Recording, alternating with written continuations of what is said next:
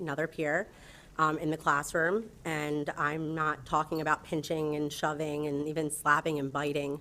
That's normal at a 5-year-old age. My daughter has been maliciously attacked. She has had her hair ripped out. She has had her chest, she's been forcefully kicked in the chest.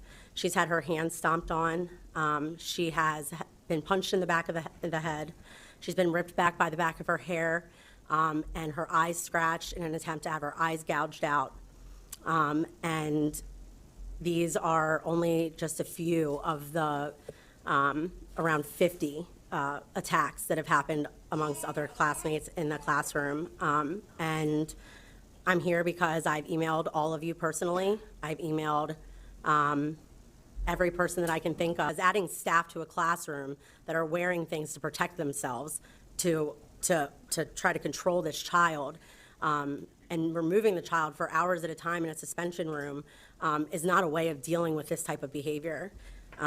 You're essentially running a pre-K classroom like a prison. Our children are not only witness to these attacks and this behavior, but they are victims of it. The teachers have been victims of it. The administrators have been victims of it.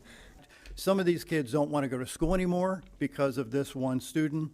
It's a matter of time before any student in this class or other classes as this child grows older are going to be attacked in a more violent way, a knife, whatever, that's going to end up these kids getting hurt bad. Myself and 6 other business owner friends that I have contributed $7,200 to the school system to eradicate the lunch debt accumulated by the children. Obviously, there are kids that are getting hurt. My daughter is one of them. These issues have affected us not only as parents, but it's affected our kids as well. My child that attends that class has now regressed. When kids are getting hurt, something needs to be done at some level. And that does not seem to be the case because these attacks continue. Especially troubling that the attacking child's mother works at the school. It seems to be quite a conflict of interest there, and we don't know what to think. We really just would urge you guys to please do everything in your power to help protect the majority. These actions include unprovoked blindside attacks, unprovoked hitting, kids licking their hands and wiping it on my children's faces, thinking that it's funny. I've never been made aware of this stuff when it happened. It was several days after the fact. I actually had to talk to the head of the elementary schools in order to get the principal to reach out to me. This happened 4 days after the incident happened. Any of these things that my children have had to deal with if they were adults would have possibly resulted in them being arrested and put in jail. It's considered assault. Why do we allow children to continue with bad behavior with 0 consequences? Why do school administrators, teachers, and sometimes Board of Ed members have their hands tied? This evening, can you bring some awareness and some education to the public regarding what some of the laws are regarding students and the situations in that manner that we're dealing with? Well, I can certainly discuss in a general way some of the laws that affect.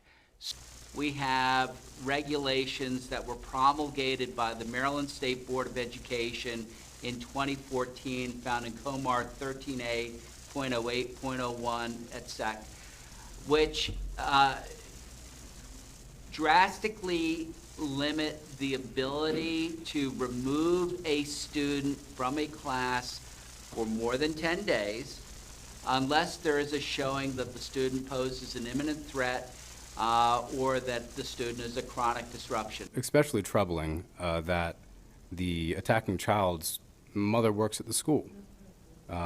It seems to be quite a conflict of interest there, and we don't know what to think. If you do not receive the responses you expect, please move up the ladder to the school directors. On a much lighter note.